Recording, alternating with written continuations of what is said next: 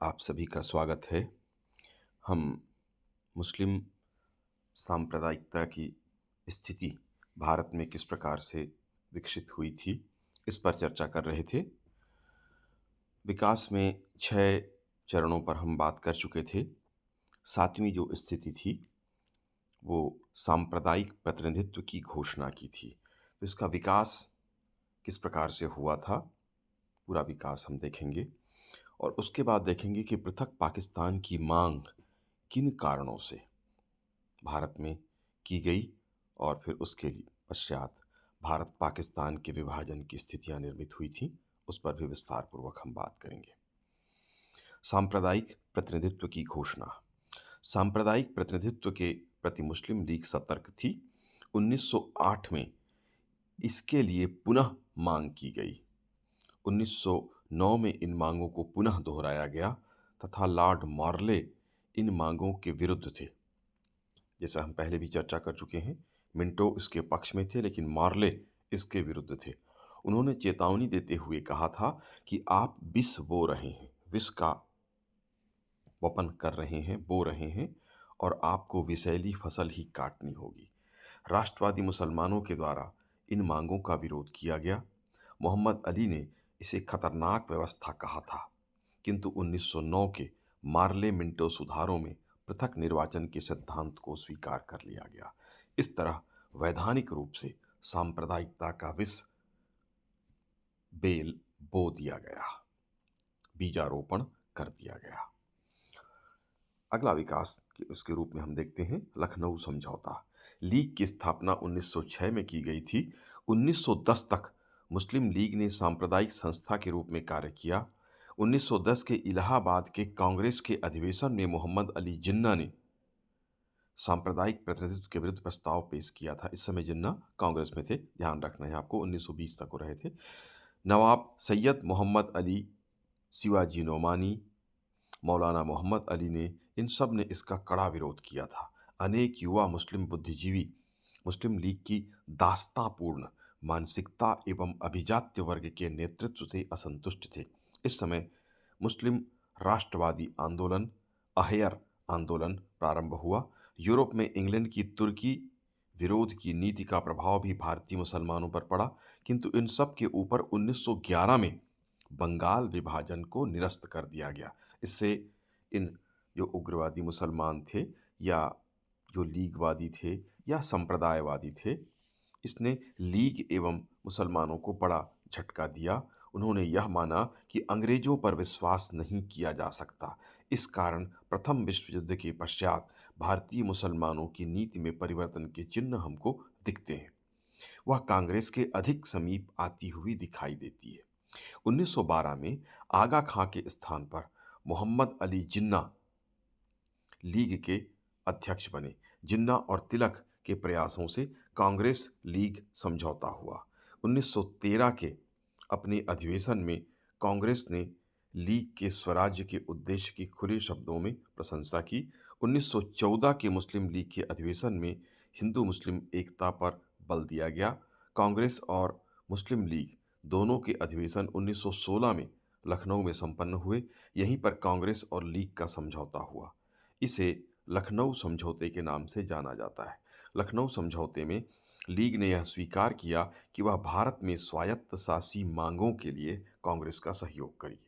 यानी स्वशासन के लिए जो कांग्रेस की मांगें थीं, उन मांगों को लीग ने समर्थन देने की घोषणा की और कांग्रेस ने यह स्वीकार किया कि मुसलमानों के लिए पृथक प्रतिनिधित्व सिद्धांततः मान्य है। मान्य कर लिया उसने। यह बड़ी भूल थी। लखनऊ में भी मुस्लिम लीग ने अपने सांप्रदायिक स्वरूप का त्याग नहीं किया, जबकि कांग्रेस ने पृथक मुस्लिम प्रतिनिधित्व को स्वीकार करके एक बड़ी भूल की थी, जो आगे चलकर राष्ट्रीय एकता के लिए घातक सिद्ध हुई। रोलेट एक्ट आंदोलन एवं असहयोग आंदोलन में हिंदू मुस्लिम एकता हम देखते हैं। मोहम्मद अली जिन्ना 1910 तक कांग्रेस में रहे थे। खिलाफत आंदोलन 1919 में यह आंदोलन प्रारंभ हुआ था, जो खलीफा के पद की पुनः स्थापना तथा तुर्की के विरुद्ध अंग्रेजों की नीति के विषय में था। प्रथम विश्व युद्ध में तुर्की ने जर्मनी का साथ दिया था, अतः भारतीय मुसलमानों को यह भय सता रहा था कि युद्ध समाप्ति के पश्चात ब्रिटेन के द्वारा तुर्की के साथ बदले की नीति के अनुसार कार्य किया जाएगा। क्योंकि तुर्की का जो सुल्तान था, उसको भारतीय मुसलमान अपना धर्मगुरु अथवा खलीफा मानते थे। इस कारण से वे अंग्रेजों पर दबाव बनाना चाहते थे। अंग्रेजों ने भारतीय मुसलमानों को वचन दिया था कि युद्ध समाप्ति के पश्चात तुर्की के साथ प्रतिशोधात्मक या बदले की कार्यवाही नहीं की जाएगी। किंतु युद्ध समाप्ति के पश्चात ब्रिटेन ने अपने वचन का पालन नहीं किया और सीवर्स की संधि के द्वारा तुर्की के विशाल साम्राज्य को विभाजित कर दिया, बांट दिया। तुर्की की शक्तियां सीमित कर दी गईं। अपने खलीफा की दुर्दशा पर भारतीय मुसलमानों ने खिलाफत आंदोलन का समर्थन किया। अंग्रेजों के विरुद्ध खिलाफत समिति का गठन किया गया। 1920 के कोलकाता के कांग्रेस के अधिवेशन में खिलाफत आंदोलन का समर्थन कर दिया गया कांग्रेस के द्वारा। महात्मा गांधी ने देखा कि हिंदू मुसलमानों की एकता का एक अच्छा समय है, एक अच्छा अवसर है। उन्होंने यही नहीं देखा कि ये मांग किस लिए की जा रही थी, वह मांग उचित थी कि अनुचित थी। किंतु महात्मा गांधी ने भारत में उसके प्रभावों को देखा कि हिंदू मुस्लिम एकता इससे संभव है। इसलिए उन्होंने उसको खिलाफत कमेटी का साथ दिया। खिलाफत आंदोलन को असहयोग आंदोलन के साथ मिलाकर चलाया गया। किंतु यह हिंदू मुस्लिम एकता की जो सोच थी, वह मृगमरीचिका ही साबित हुई। इसके पश्चात अविश्वास पुनः बढ़ गया, क्योंकि जैसे ही खिलाफत आंदोलन समाप्त होता है 1921 में, जो खिलाफत आंदोलन के साथ असहयोग आंदोलन में मुस्लिम जुड़े हुए थे, वो पृथक हो जाते हैं और इस कारण से परस्पर अविश्वास पुनः प्रारंभ हो जाता है। सांप्रदायिकता की भावना उत्तेजित होती है। साइमन कमीशन के अनुसार 1922 से 1927 के मध्य 112 सांप्रदायिक दंगे हुए थे। अब इन सांप्रदायिक दंगों की चर्चा कर लेते हैं।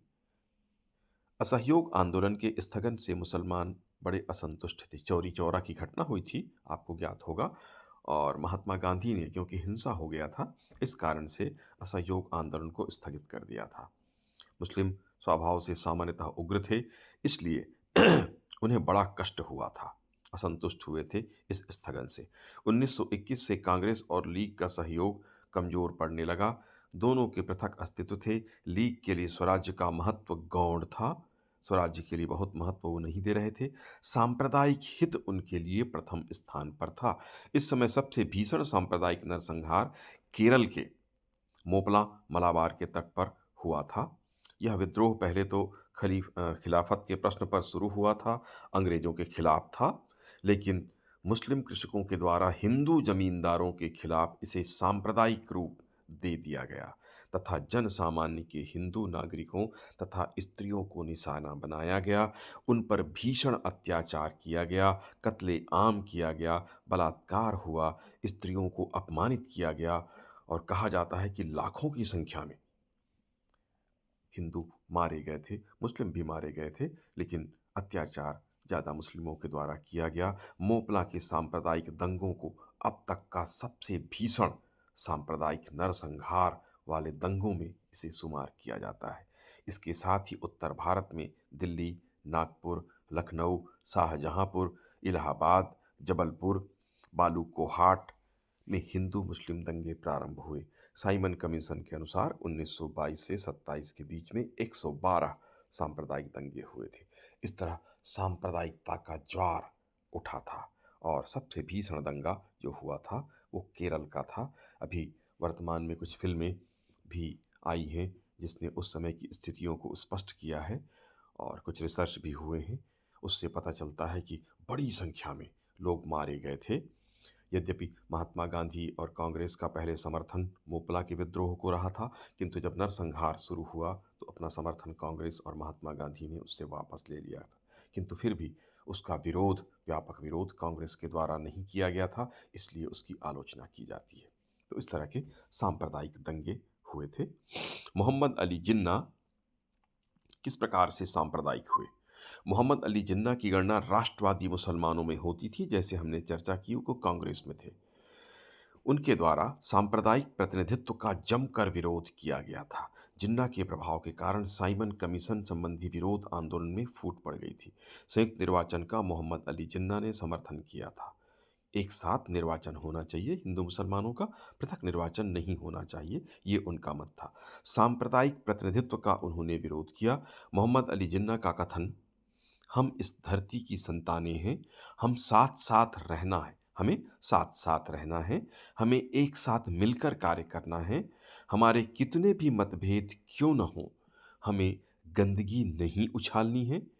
मुझे इससे अधिक और देखने में खुशी न होगी कि हिंदू और मुसलमानों में एकता हो गई है। 1927 में मुस्लिम लीग में मतभेदों को समाप्त करने के लिए दिल्ली में अधिवेशन हुआ। इस सम्मेलन में यह प्रस्ताव स्वीकृत किया गया कि हिंदू और मुस्लिम एकता का सबसे अच्छा उपाय संयुक्त निर्वाचन है, पृथक निर्वाचन नहीं होना चाहिए। किंतु लीग में फूट पड़ गई। 1927 में मोहम्मद शफी के नेतृत्व में लीग के एक भाग का अधिवेशन लाहौर में और दूसरा जिन्ना के नेतृत्व में कोलकाता में हुआ। मुस्लिम लीग की फूट से मोहम्मद अली जिन्ना बहुत खिन्न हुए तथा उन्होंने राजनीति से 1927 में संन्यास ले लिया तथा वो लंदन चले गए। किंतु लंदन प्रवास के समय उनका ब्रेन वॉश किया गया। अंग्रेजों ने उन पर सांप्रदायिक प्रभाव डालना शुरू किया। लिनलिथगो का उसमें बहुत प्रभाव था। कुछ तरह के दैवी संयोग भी बने और अंग्रेजों ने उनके विचारों को पूरी तरह से सांप्रदायिक बना दिया। मोहम्मद अली जिन्ना को मुस्लिम लीग के नेतृत्व के लिए आमंत्रित करना पड़ा। जितने बड़े नेता थे उनकी मृत्यु हो गई। जिन्ना ने लीग का निमंत्रण स्वीकार किया। 1929 में वो पुनः भारत वापस आए, किंतु उनकी विचारधारा जैसे मैंने कहा कि अब परिवर्तित हो चुकी थी। अंग्रेजों ने उनको पूरी तरह से सांप्रदायिक बना दिया था। जबकि हमने देखा कि मोहम्मद अली जिन्ना का किस प्रकार का विचार था। वो हिंदू मुस्लिम एकता का विचार रखते थे। पृथक सांप्रदायिक जो अ, निर्वाचन की व्यवस्था की जा रही थी उसका वो विरोध करते थे, किंतु अब वह उन्हीं का समर्थन करने लगे। 1929 में दिल्ली में मुस्लिम लीग के नेताओं का सम्मेलन हुआ, जिसमें 14 सूत्रीय कार्यक्रम जिन्ना के रखे गए। यद्यपि उसको स्वीकृत नहीं किया गया, लेकिन वो महत्वपूर्ण है। उसमें मुस्लिम हितों की बात की गई थी। 1932 में रैमजे मैकडॉनल्ड ने जो सांप्रदायिक निर्णय दिया, सांप्रदायिक अवार्ड जो कहलाता है, मैकडॉनल्ड अवार्ड कहलाता है, उसमें जिन्ना की उन मांगों या कार्यक्रम को पूरी तरह से लगभग पूरा स्वीकार कर लिया गया था। तो इस तरह से मोहम्मद अली जिन्ना जो राष्ट्रवादी मुसलमान थे, पाकिस्तान के समर्थक कदापि नहीं थे और हिंदू मुस्लिम एकता का कट्टर समर्थन उन्होंने किया था। उनको कट्टर इस्लामिक बना दिया गया और वो पाकिस्तानी समर्थक हो गए, सांप्रदायिक सोच के हो गए। ये इंग्लैंड में 2 वर्ष जो रहे 27 से 29 के बीच, 1927 से 29 के बीच, इस बीच उनके दिमाग का परिवर्तन अंग्रेजों ने किया था। सांप्रदायिक निर्णय। प्रथम एवं द्वितीय गोलमेज सम्मेलन में सांप्रदायिक समस्या के निवारण के लिए अल्पसंख्यकों की उपसमिति बनाई गई थी, किंतु यह समिति कोई सर्वसम्मत समाधान नहीं निकाल सकी। द्वितीय गोलमेज सम्मेलन के अंत में मैकडॉनल्ड ने कहा कि यदि सभी सहमत हों, सभी कहें कि इसका हल अंग्रेज सरकार निकाले, सहमत हों तो हम ये निकाल सकते हैं। और इसका समाधान निकाला गया, जो सांप्रदायिक पंचाट के नाम से विख्यात है। इस पंचाट में 16 अगस्त 1932 को ये प्रस्तुत की गई। इसमें घोषणा की गई कि प्रांतीय व्यवस्थापिका सभाओं में मुसलमानों, सिखों, ईसाइयों तथा हरिजनों के लिए पृथक निर्वाचन की व्यवस्था की जाएगी। अल्पमतों के लिए जो स्थान सुरक्षित किए जाएंगे वह उस प्रांत में उनकी जनसंख्या के अनुपात से अधिक होंगे। सांप्रदायिक पंचाट ने भारतीय राष्ट्रीयता पर क्रूर प्रहार किया। केवल मुसलमान नहीं, बल्कि अन्य, जिनमें यूरोपीय सिख थे, भारतीय ईसाई थे, एंग्लो इंडियन थे, दलित वर्ग के लोग थे, मुंबई के कुछ मराठों को भी यह प्रतिनिधित्व का अधिकार दिया गया। इस प्रकार से पूरे भारत को बांट कर रखने का जातीय आधार पर, धर्म के आधार पर अंग्रेजों ने पूरी व्यवस्था की गई, जिसका प्रतिफल हम आज तक देखते हैं। तो जातिवादी बातें, धर्म के पृथक-पृथक धर्मों की बातें जो आज हमारे देश में होती हैं, उसका विस्फोट अंग्रेजों के द्वारा इस सांप्रदायिक निर्णय के द्वारा स्पष्ट रूप से, कानूनी रूप से कर दिया गया था। भारतीय समाज में विभेद के बीज अंग्रेजों ने बो दिए।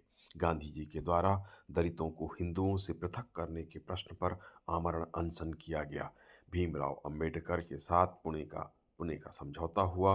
हिंदू संप्रदाय के भीतर रहते हुए उन्हें अधिक प्रतिनिधित्व दिया गया। 71 सीटों के स्थान पर, जो पहले उनको मिल रहा था सांप्रदायिक पंचाट से, अब 147 सीटें दी गईं, बढ़ा कर दी गईं, किंतु अलग से प्रतिनिधित्व उनको नहीं दिए जाने की बात स्वीकार की गई। तो ये सांप्रदायिक निर्णय था। 1935 के अधिनियम में सांप्रदायिकता के तत्व थे। 1935 में जो अधिनियम पारित हुआ, जिन्ना के 14 सूत्रीय कार्यक्रम को लगभग उसमें स्वीकार कर लिया गया। हम बार बार ये बात करते हैं कि किस प्रकार से अंग्रेजों ने सांप्रदायिक मुस्लिम जो थे उनका साथ दिया, और सांप्रदायिकता या मुस्लिम सांप्रदायिकता के विकास में पूरा पूरा श्रेय मुसलमानों को सांप्रदायिक बनाने में आधुनिक काल में हम अंग्रेजों की भूमिका देखते हैं। इसीलिए ज़्यादातर इतिहासकार यही स्वीकार करते हैं कि मुस्लिम सांप्रदायिकता आधुनिक काल की उपज है। यद्यपि उसके बीच, जैसे मैंने चर्चा की थी, मध्यकाल में थे, मध्यकाल में भी सांप्रदायिकता थी, लेकिन जो वर्तमान सांप्रदायिकता की स्थिति हम देखते हैं वो अंग्रेजों की देन थी। इस तरह 1935 के अधिनियम में पृथक मुस्लिमों के लिए पृथक निर्वाचन अनुपात से अधिक संख्या में देने का निर्णय लिया गया। पृथक राष्ट्र पाकिस्तान की मांग। भारतीय मुसलमानों के लिए पृथक पाकिस्तान की मांग कवि इकबाल के मस्तिष्क की उपज थी। उनके द्वारा 1930 ईस्वी में पहली बार पंजाब सीमा प्रांत सिंध और बलूचिस्तान को मिलाकर एक मुस्लिम राज्य बनाने का विचार रखा गया। यह विश्वास करना कठिन होता है कि जिस कवि ने मजहब नहीं सिखाता आपस में बैर रखना, हिंदी है हमवतन है हिंदोस्तां हमारा, सारे जहां से अच्छा हिंदोस्तां हमारा लिखा था, उसने किस प्रकार पृथक पाकिस्तान या पृथक इस्लामिक राष्ट्र की कल्पना की होगी, ये आश्चर्यजनक है। किंतु सांप्रदायिकता ऐसा सब कुछ करा देती है जो संभव नहीं दिखता। सांप्रदायिकता की भावना से ग्रसित इकबाल ने पाकिस्तान की कल्पना की। जब मोहम्मद अली जिन्ना को इकबाल के इन विचारों का पता चला तो उन्होंने कहा कि इकबाल एक शायर है, कवि है, और कवि और शायर हैं, वो कल्पना करते रहते हैं। यानी पाकिस्तान को इन्होंने कल्पना कहा था।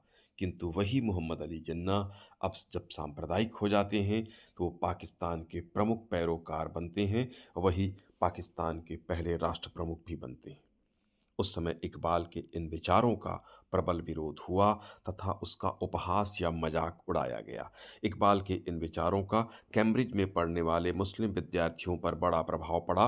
पंजाब के चौधरी रहमत अली ने इसको स्वीकार किया और सर्वप्रथम 1933 में भारतीय मुसलमानों को उसने संबोधित किया, पत्र भी प्रेषित किया, प्रचार किया पाकिस्तान के लिए, एक योजना तैयार उसने की। रहमत अली ने इसको लोकप्रिय बनाने के लिए एक आंदोलन भी प्रारंभ किया, और समर्थन प्राप्त करने के लिए ब्रिटिश संसद और गोलमेज सम्मेलनों में भी उसके द्वारा प्रयास किया गया। यूसुफ अली ने इसे छात्रों की योजना कहा। जफरुल्लाह खान ने इसे असंभव बताया। 1939 में सिकंदर हयात खान ने भी पाकिस्तान की एक योजना प्रकाशित की थी। छात्रों द्वारा प्रस्तुत इस योजना ने विशेषकर सांप्रदायिक मुसलमानों पर असर करना प्रारंभ कर दिया। 1935 में मुस्लिम लीग के द्वारा दबी जबान से ही सही पाकिस्तान की मांग को स्वीकृति दी गई। 1937 के निर्वाचन के पश्चात स्थितियां बड़ी तेजी के साथ बदली। जब मुस्लिम लीग ने जो अपेक्षा की थी इस चुनाव में, वो सफलता उनको नहीं मिली। 1937 के प्रांतीय निर्वाचन में 86 स्थान में से एक सीट पर मात्र उन्हें सफलता मिली थी। बंगाल में 119 में 36 पर। इस प्रकार मुसलमानों के कुल 482 स्थान में 51 स्थान मिले। 11 प्रांतों में से कांग्रेस को 7 प्रांतों में बहुमत प्राप्त हो गया था। मुस्लिम लीग को कुल मिलाकर 109 सीटें कुल मिलाकर प्राप्त हुई थी पूरे क्षेत्र में। इस असफलता से जिन्ना अत्यंत चिंतित हो गए। तब उन्होंने इस्लाम खतरे में है का नारा बुलंद करना शुरू किया, और विशेषकर संयुक्त मंत्रिमंडल बनाने का प्रयास यूपी में जो किया था उन्होंने, पंडित नेहरू ने उसको अस्वीकार कर दिया था। इस बात से बहुत खिन्न और बहुत नाराज हुए। असफल तो पहले से ही हुए थे। इस कारण से उन्होंने फिर तीव्र सांप्रदायिक प्रतिक्रिया देना शुरू कर दिया। उन्होंने अपने भाषण में कहा, अब हिंदी भारत की राष्ट्रभाषा होगी और वंदे मातरम राष्ट्रीय गीत होगा। कांग्रेस के झंडे को प्रत्येक व्यक्ति को स्वीकार करना होगा और उसका आदर करना पड़ेगा। जो थोड़ी सी शक्ति और उत्तरदायित्व उसके हाथ में आया है, उसमें जो शक्ति मिली थी उसके बारे में कह रहे हैं, उसके प्रारंभ में ही इन बहुमत दलों ने अपनी यह करामात की है कि हिंदुस्तान हिंदुओं के लिए है, यह स्पष्ट कर दिया है। 1940 में लाहौर अधिवेशन में मोहम्मद अली जिन्ना ने स्पष्ट रूप से पाकिस्तान की मांग की। अब पाकिस्तान मुस्लिम लीग की विचारधारा का केंद्र बिंदु हो गया। लाहौर प्रस्ताव को फजलुल हक और खलीक उज्जमा ने बनाया था। इसमें उत्तर पश्चिमी तथा पूर्वी भारत में मुस्लिम बहुल क्षेत्रों को पृथक स्वतंत्र राज्य बनाने को प्रस्तावित किया गया था। 1939 में कांग्रेस के मंत्रिमंडलों ने अंग्रेजों का विरोध करते हुए त्यागपत्र दे दिया था। जिन्ना के नेतृत्व में मुस्लिम लीग ने इसे मुक्ति दिवस के रूप में मनाया। इसका अर्थ यह था कि हिंदू शासन से मुक्ति प्राप्त हो गई। इस प्रकार से जिन्ना की सोच अब पूरी तरह से सांप्रदायिक विचारधारा के अनुसार चल रही थी। हिंदू विरोध अब सांप्रदायिकता अपने चरम पर था। यद्यपि अभी भी कई राष्ट्रवादी मुस्लिम नेता, जिनमें खान बहादुर, अल्लाह बख्श शामिल थे, विरोध कर रहे थे। अल्लाह बख्श ने कहा था कि मुसलमानों को एक पृथकत्व निरोधायन में यह योजना पटक देगी। जैमत उल उलेमा ए हिंद संस्था का विचार था कि राष्ट्रीय दृष्टि से मुसलमान भारतीय हैं। इसी प्रकार के अनेक मुस्लिम संगठनों ने भी इसका विरोध किया था। किंतु अब धारा बह निकली थी। पृथक पाकिस्तान की मांग के पीछे कौन से कारण थे, उन पर हम चर्चा करेंगे। पहला कारण था द्विराष्ट्र सिद्धांत। सांप्रदायिक सोच के आधार पर इस सिद्धांत की यह मान्यता है कि जाति, भाषा, धर्म की दृष्टि से हिंदू और मुस्लिम दो पृथक राष्ट्रीयताएं हैं, इसलिए उन्हें पृथक राष्ट्र के रूप में होना चाहिए। जैसा कि नजीर हुसैन ने कहा था, इस विशाल देश के हिंदू और मुसलमान दो जातियां नहीं बल्कि कई मायनों में वे दो राष्ट्र हैं। मोहम्मद अली जिन्ना ने 1940 के लाहौर अधिवेशन में कहा था, हिंदू और मुसलमान शाब्दिक अर्थ में धर्म नहीं है, प्रत्युत यह दो पृथक और स्पष्ट सामाजिक व्यवस्थाएं हैं। हिंदू और मुसलमान कभी एक संयुक्त राष्ट्र के रूप में रह सकते हैं, यह कोरा स्वप्न है। अब आप देखें, जो कोरा स्वप्न कह रहे थे, वो पिछले 75 सालों में हिंदुस्तान में या भारत में हम इसको साकार रूप में देखते हैं। हिंदुओं और मुसलमानों के धार्मिक सिद्धांत, सामाजिक रीति रिवाज, दर्शन और साहित्य एक दूसरे से सर्वथा भिन्न है। उनका परस्पर रोटी बेटी का संबंध नहीं है। वस्तुतः दोनों की पारस्परिक विरोधी भावनाओं पर आधारित सभ्यताएं पृथक पृथक हैं। जीवन पर दोनों भिन्न प्रकार के विचार रखते हैं। दोनों के जीवन संबंधी दृष्टिकोण में अंतर है।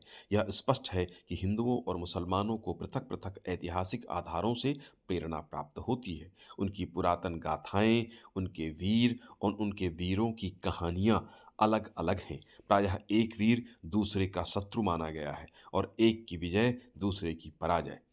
ऐसे दो दो राष्ट्रों को एक राज्य में जोड़ने का प्रयत्न, जिसमें एक अल्पसंख्यक है, इसका बहुसंख्यक अवश्य असंतोष उत्पन्न करेगा और उस शासन व्यवस्था का अंत करके छोड़ेगा जो ऐसे राज्य चलाने का प्रयत्न करेगी। ये मोहम्मद अली जिन्ना के इस समय के विचार थे। द्विराष्ट्र सिद्धांत वस्तुतः मूर्खतापूर्ण कृत्य था, किंतु राजनीतिज्ञ अपने निहित स्वार्थों के लिए कुतर्कों का प्रयोग बड़ी बुद्धिमानी के साथ करते हैं। वो इमोशनल ब्लैकमेलिंग जिसको हम कहते हैं, भावनात्मक रूप से प्रभावित करने का प्रयास करते हैं। भारत का इतिहास सदियों से समन्वित संस्कृति का इतिहास रहा। पूरा मध्यकाल हम देखते हैं इस्लामिक शासन का, उनके अत्याचार का भी, किंतु फिर भी उस समय हिंदू मुस्लिम एकता विद्यमान रही। आज तक समन्वित संस्कृति पर भारत कायम है। उसी स्वाधीनता का सिद्धांत जो जिन्ना ने कहा था, पृथक पाकिस्तान हुआ। आज 75 वर्ष बीत चुके हैं। जितने मुसलमान पाकिस्तान में रहते हैं उतने हमारे देश में भी हैं, किंतु आज भी भारत एक है। तो जिन्ना के तर्कों को, उनके सिद्धांतों को यह प्रत्यक्ष प्रमाण सिद्ध कर देता है कि वह सिद्धांत त्रुटिपूर्ण था। द्विराष्ट्र का सिद्धांत उचित नहीं था। यह प्रत्यक्ष प्रमाण है, इस हेतु अन्य किसी तर्क की आवश्यकता कदापि नहीं है, क्योंकि प्रमाणित है कि हम जिस तरीके से हिंदू मुस्लिम एक साथ भारत में रह रहे हैं, राष्ट्रीयता का एक भावनात्मक मामला है। राष्ट्रीयता जो नेताओं की अपनी तर्क विहीन तथा भावनात्मक अपीलों के द्वारा भारत की समन्वित राष्ट्रीयता की धारणा को खंडित कर दिया गया। मुस्लिम लीग के नेताओं के द्वारा मुस्लिम जनता की अशिक्षा तथा उनकी सांप्रदायिक भावनाओं को का भरपूर लाभ उठाया गया, उसे हवा दी गई और पाकिस्तान के नारों से उस समय अधिकांश जो इस क्षेत्र में रहने वाले मुस्लिम थे, जो वर्तमान पाकिस्तान है, वो सहमत हो गए। और ज़्यादा तो हमारे उत्तर भारत के जो मुस्लिम थे, वो बड़े सहमत थे, यद्यपि वो पाकिस्तान बनने के बाद नहीं गए और आज भी हमारे देश के हिस्से हैं। निर्वाचन 1937 में मुस्लिम लीग की असफलता, ये बड़ा कारण था। उनको ये बड़ा विश्वास था कि वो पूरे मुसलमानों का प्रतिनिधित्व कर रहे हैं और बड़ी संख्या में सामान्य लोगों का, और मुस्लिम जनता का उनको वोट मिलेगा और वो जीतेंगे। लेकिन उनका ये स्वप्न दिवा स्वप्न साबित हुआ। मुस्लिम लीग 1937 के प्रांतीय चुनाव में बुरी तरह से असफल रही। 485 मुस्लिम स्थान में से मात्र 109 स्थान, वो भी मुस्लिम स्थानों में से 109 स्थान ही प्राप्त हुए थे। कांग्रेस को आश्चर्यजनक सफलता प्राप्त हुई थी। 11 में से 7 प्रांतों में कांग्रेस के मंत्रिमंडल स्थापित हुए थे। यूपी में कांग्रेस ने लीग के साथ मंत्रिमंडल गठित करने से मना कर दिया, क्योंकि लीग वाले स्वतंत्र रूप से अपने दृष्टिकोण से सरकार में शामिल होना चाहते थे। जिन्ना इसी बात से जिन्ना ने अपना संतुलन खो दिया था कि पंडित नेहरू ने मना कर दिया था उनकी शर्तों पर संयुक्त सरकार बनाने के लिए।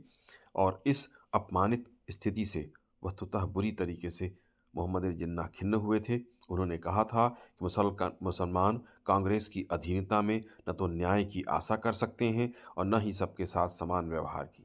कांग्रेस पर आरोप लगाया गया कि वह सत्ता के नशे में चूर है, वह एकाधिकार वाली पार्टी है, वह अल्पसंख्यकों की शोषक है। इस तरह के आरोप लगाए गए। मुस्लिम लीग के द्वारा सांप्रदायिक विस्ममन किया जा रहा था। मुसलमानों को कांग्रेस से दूर करने का भरपूर प्रयास किया गया। जबकि कूपलैंड लिखता है कि कांग्रेस मंत्रिमंडलों ने सांप्रदायिक अन्याय अथवा उत्पीड़न की नीति का कहीं पर भी आश्रय नहीं लिया था। हिंदुओं के अत्याचार का दुष्प्रचार किया गया, वस्तुतः ऐसा था नहीं। मुस्लिम लीग ने हिंदुओं के अत्याचार का जोरदार दुष्प्रचार प्रारंभ किया। 1935 के अधिनियम के अंतर्गत कांग्रेस के द्वारा जब पद ग्रहण किया गया, इसके बाद लीग ने यह प्रचार करना शुरू किया कि हिंदू सरकार मुसलमानों पर अत्याचार कर रही है, प्रांतीय जो सरकारें थीं उन पर। यह अत्याचार की जांच के लिए, इस तरह के अत्याचार के लिए एक कमेटी भी बना दी गई। यद्यपि दोषारोपण में कोई तथ्य था नहीं, लेकिन मुस्लिम लीग के उत्पीड़न की गाथा मुस्लिम जनता पर इसका अवश्य प्रभाव पड़ा जो लीग चाहती थी। किंतु कमेटी जो बनाई गई थी उसको कोई प्रमाण नहीं मिला, क्योंकि प्रमाण होते तो प्रमाण प्राप्त होते। तो हिंदुओं के अत्याचार का दुष्प्रचार करके मुस्लिमों को भड़काया गया, उनको सांप्रदायिक बनाया गया ताकि पाकिस्तान की मांग की जा सके। हिंदू सांप्रदायिकता पाकिस्तान की मांग के लिए मुस्लिम पृथकतावादियों की तीव्रतर मांगों के लिए कुछ अंश में हिंदू महासभा जैसे कतिपय संगठन भी दोषी थे। प्रारंभ में हिंदू महासभा से जुड़े नेता जिम्मेदार ढंग से अपनी बातें रखा करते थे तथा कांग्रेस की शक्ति को बढ़ाना अपना उद्देश्य मानते थे। किंतु बाद के नेताओं ने आक्रामक हिंदू सांप्रदायिकता का प्रचार करना प्रारंभ कर दिया। यद्यपि हिंदू सांप्रदायिकता राष्ट्रवाद मुस्लिम सांप्रदायिकता की प्रतिक्रिया थी। यह स्पष्ट होगा आप लोगों को कि स्वाभाविक रूप से आप जानते हैं कि हिंदू धर्म या संप्रदाय जो है वह सांप्रदायिकता की ओर आगे नहीं बढ़ता है। किंतु यदि कोई दूसरा प्रतिधर्म या दूसरा धर्म अत्यधिक सांप्रदायिक हो जाए तो उसके प्रतिक्रिया के फलस्वरूप हिंदू सांप्रदायिकता देखी जा सकती है। उस प्रकार की सांप्रदायिकता हम उस समय देख पाते हैं। मुस्लिम सांप्रदायिकता की आग को हवा मिली। पंडित मदन मोहन मालवीय, लाला लाजपत राय, लोकमान्य बाल गंगाधर तिलक हिंदुत्व से प्रेरित आंदोलन कर रहे थे। वीडी सावरकर के द्वारा हिंदू राष्ट्र के सिद्धांत का प्रचार किया गया। 1939 में उन्होंने कहा था, भविष्य में हमारी राजनीति विशुद्धतः हिंदू राजनीति हो गई, हिंदू राजनीति होगी। हिंदुओं ने सांप्रदायिकता की आग कभी नहीं फूंकी, लेकिन उसकी ज्वालाओं को ऊंचा अवश्य रखा और मुसलमानों को पाकिस्तान की ओर बढ़ने हेतु प्रेरित अवश्य किया, क्योंकि उसका हवाला फिर उन्होंने देना शुरू किया कि देखिए, ये हिंदू नेता, अमुक हिंदू नेता इस तरह की बात कर रहे हैं, इसलिए हमारा भविष्य यहाँ सुरक्षित नहीं है। और इससे पाकिस्तान को प्रोत्साहन मिला। दिनकर के द्वारा अपने ग्रंथ संस्कृति के 4 अध्याय में लिखा गया कि हिंदू सांप्रदायिकता से मुक्त नहीं थे, परंतु उनमें जो थोड़े से लोग सांप्रदायिकता से मुक्त थे, वह मुस्लिम सांप्रदायिकता की प्रतिक्रिया स्वरूप सांप्रदायिक हो गए थे। तो इन्होंने कहा कि हिंदुओं में भी सांप्रदायिक भावना थी, और जिनमें नहीं थी वो लोग भी, जैसा मैंने कहा, मुस्लिमों के जो उस समय सांप्रदायिक हो रहे थे अधिक, उनके विरोध में वो सांप्रदायिक हुए। प्रतिक्रियावादी सांप्रदायिकता हिंदुओं में हम देख सकते हैं। इसके कारण भी पाकिस्तान प्रोत्साहित हुआ, या पाकिस्तान बनना प्रोत्साहित हुआ। मुस्लिम लीग के नेताओं का स्वार्थ। मुस्लिम लीग के नेता इस बात से भली भांति परिचित थे कि उनकी नेतागिरी, नेतृत्व जो वो कर रहे थे, वो भारत में अब नहीं चलेगी। अधिकांश महत्वपूर्ण स्थान पर कांग्रेसियों ने कब्जा कर लिया था। मुसलमानों को कुछ अधिकार जो दिए थे, वो भी कांग्रेस ने राष्ट्रवादी मुसलमानों को दिए थे। इस कारण से इन नेताओं को, लीग के नेताओं को स्पष्ट हो गया था कि भारत के रहते या भारत में सम्मिलित रह के उनकी नेतागिरी नहीं चलेगी। पाकिस्तान बनने पर अवश्य उनकी राजनीति चमकेगी। अवसर वहाँ पर अधिक हैं, इस बात को राजनीतिज्ञ जो थे वो देख चुके थे। इस कारण इन नेताओं ने पाकिस्तान के निर्माण का समर्थन किया। ठीक यही स्थिति मोहम्मद अली जिन्ना की भी थी। भारत में बड़े नेता थे। महात्मा गांधी थे, पंडित नेहरू थे, सुभाष चंद्र बोस थे, सरदार पटेल थे। उनके समक्ष इनकी नेतागिरी कमज़ोर थी। इनकी पहचान केवल मुस्लिम राजनीति के कारण थी, तो उनकी राजनीति के लिए भारत में स्थान नहीं है, यह मोहम्मद अली जिन्ना जानते थे। क्या एक कल्पना हम कर सकते हैं कि मोहम्मद अली जिन्ना को उस समय भारत के, संयुक्त भारत के प्रधानमंत्री का ऑफर दिया गया होता, तो क्या वो पाकिस्तान की मांग करते? वो तुरंत राष्ट्रवादी हो जाते। किंतु जो इतिहास में घटित नहीं हुआ, उसकी चर्चा व्यर्थ है। हम चाहते थे कि हमारा देश हो, इसलिए हमारी ऐसी भावनाएं हैं। उनकी राजनीति के लिए स्थान नहीं है भारत में, ये जिन्ना समझ चुके थे। जबकि पाकिस्तान में वो सर्वमान्य नेता हो जाएंगे, इसका भी उनको अनुमान था। इस तरह से लीग और मोहम्मद अली जिन्ना ने ये देख लिया कि भारत में उनका राजनीतिक भविष्य नहीं है, पाकिस्तान में ही उनका राजनीतिक भविष्य है। अपने स्वार्थ के लिए उन्होंने भारत को तोड़ना जरूरी समझा। अगला कारण था उत्तर प्रदेश की राजनीतिक स्थिति। ये बड़ा कारण माना जाता है। 1937 के प्रांतीय निर्वाचन में उत्तर प्रदेश में कांग्रेस को अधिक सफलता मिली। लीग के द्वारा उत्तर प्रदेश में संयुक्त मंत्रिमंडल के निर्माण का प्रस्ताव रखा गया। यह मांग की गई कि मुसलमानों को अधिक प्रतिनिधित्व दिया जाए, तथा उन्होंने किसी संयुक्त कार्यक्रम का हिस्सा बनने से मना कर दिया। जबकि कांग्रेस की सोच थी कि जब दो दल मिलकर कोई काम करते हैं तो उनका कॉमन मिनिमम प्रोग्राम होना चाहिए, जो वर्तमान में कहा जाता है। मिलकर कुछ बातें तय करें, तब ये सरकार चल सकती है। किंतु लीग ने इसको स्वीकार नहीं किया। पंडित नेहरू ने इनके साथ मिलकर सरकार बनाने की मनाही कर दी। इस बात से मोहम्मद अली जिन्ना अत्यधिक रुष्ट हुए, तथा जिन्ना के द्वारा कांग्रेस के विरुद्ध जहर उगलना इसी के बाद शुरू कर दिया। मौलाना आज़ाद ने लिखा कि यदि पंडित नेहरू उत्तर प्रदेश में संयुक्त मंत्रिमंडल में लीग को सम्मिलित कर लेते, तो शायद भारत का विभाजन टल जाता या रोका जा सकता था। जिन्ना इससे अत्यधिक खिन्न हुए थे। साइमंड्स ने भी लिखा, पाकिस्तान के निर्माण में सबसे अधिक और किसी एक घटना ने सहायता नहीं दी थी, जितनी कि इस घटना ने सहायता दी। यानी संयुक्त मंत्रिमंडल अगर बना लिया गया होता, तो शायद भारत पाकिस्तान का विभाजन रुक जाता, क्योंकि वहाँ पर सरकार बनाने के लिए जिन्ना बहुत महत्वाकांक्षी थे, किंतु वह पूरा नहीं हुआ। इस बात से वो बहुत दुखी और बहुत रुष्ट हुए, और इसी के बाद किसी भी समझौते के लिए वो राजी नहीं थे। कांग्रेस की तुष्टीकरण की नीति। जहां एक ओर जिन्ना की हठधर्मिता और मुस्लिम संप्रदायवाद अपना कार्य कर रहा था, तो दूसरी ओर कांग्रेस के द्वारा तुष्टीकरण की नीति अपनाई गई है। इन्हें और अधिक प्रोत्साहन इससे प्राप्त हुआ था। 1916 के लखनऊ समझौते के द्वारा सांप्रदायिक प्रतिनिधित्व को कांग्रेस के द्वारा स्वीकार किया गया था, जो बहुत बड़ी भूल थी। इसी प्रकार असहयोग आंदोलन के साथ खिलाफत आंदोलन को शामिल करना, इनकी तुष्टीकरण की नीति पर काम करना था, जिससे ये इनकी बड़ी भूल थी। 1932 में जब सांप्रदायिक निर्णय घोषित किया गया तो कांग्रेस मौन रही।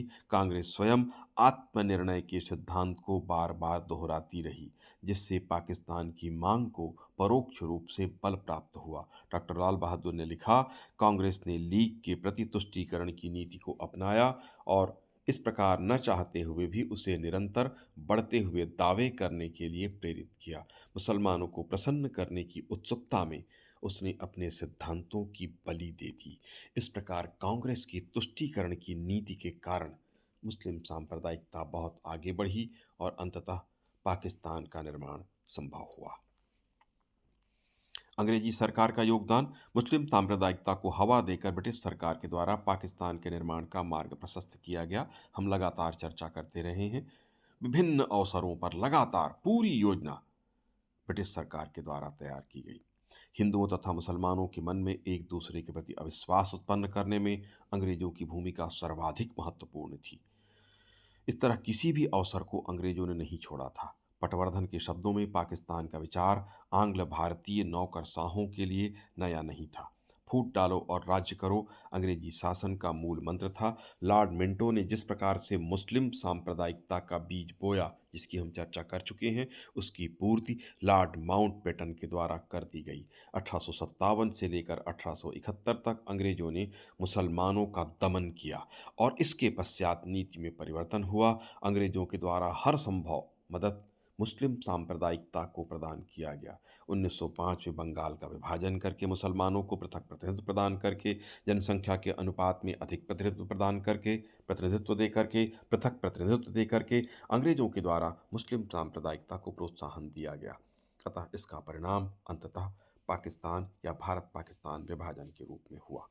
इस्लाम खतरे में है का नारा मुस्लिम संप्रदायवादियों, विशेषकर मुस्लिम लीग के द्वारा धार्मिक मुद्दे को उठाकर पाकिस्तान की मांग की जा रही थी, किंतु कांग्रेस के नेताओं के द्वारा जनसंपर्क आंदोलन चलाकर, विशेषकर पंडित नेहरू के द्वारा ये आंदोलन चला, आम जनता को यह स्पष्ट किया जा रहा था कि वास्तविक समस्या धार्मिक या सांप्रदायिक नहीं है, बल्कि मुख्य रूप से आर्थिक और राजनीतिक है।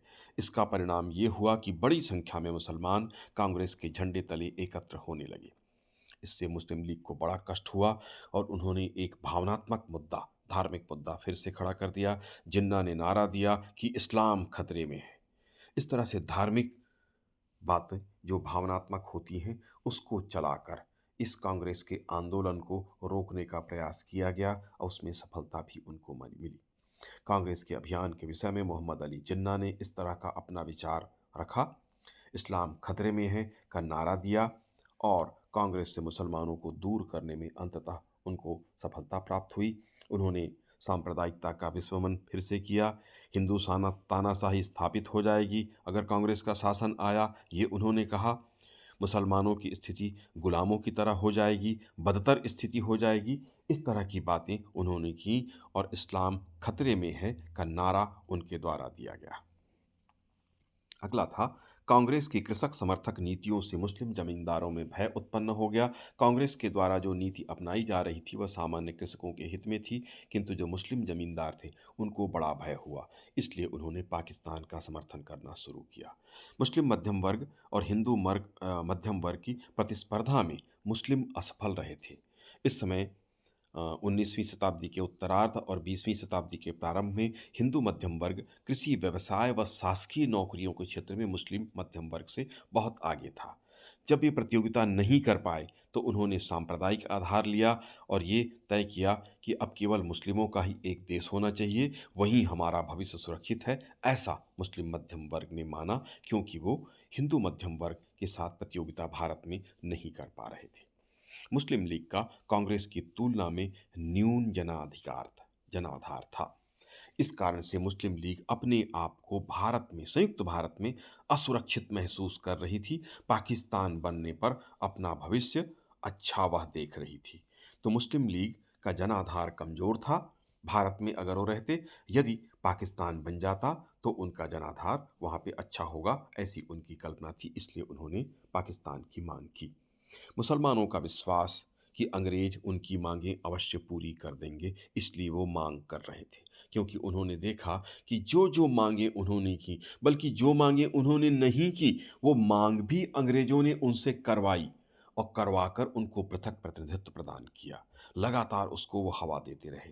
तो इस कारण से लगातार जो मांगें अंग्रेज मुसलमानों की, सांप्रदायिक मुसलमानों की कर रहे थे, उससे उनको प्रोत्साहन मिला और उन्होंने इसी कारण पाकिस्तान की मांग भी की थी। पृथक प्रतिनिधित्व का आधार, पृथक प्रतिनिधित्व जो अंग्रेजों ने मुसलमानों को दिया था, उसका आधार ही यही था कि वो मुसलमानों को एक अलग देश के रूप में स्थापित करना चाहते थे। इस तरह से पृथक प्रतिनिधित्व जो दिया गया था, उसका आधार ही पाकिस्तान के निर्माण में अंततः सहयोगी हुआ था। तो ये पृथक पाकिस्तान की मांग के कारण पर हमने चर्चा की।